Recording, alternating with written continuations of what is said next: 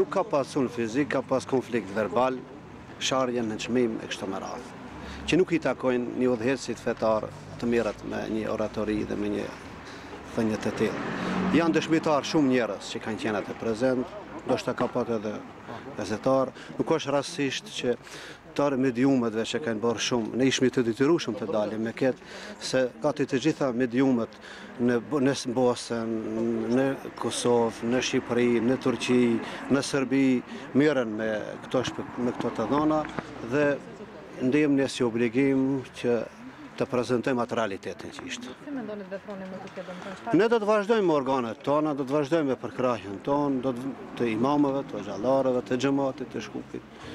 Edhe kështu që pritim nga Reisi të kërkon një falje, nuk i kushton shumë ajo, nëse ka dalë kontekstit, se edhe ajo është njeri mund të gabon, të kërkon një falje publike edhe të rregullon gjërat. Nëse mendon të rregullohet, nëse jo, atëherë do të shohim. Videoja do të publikohet apo? Këshire, ne nuk kemi konkretisht video në dorë, po ka informata dhe shpekulime se i kanë incizuar, shtash nëse na sjellet mirë, nëse nuk na sjellet ka dëshmitar prezant njerëz që e kanë legjimat.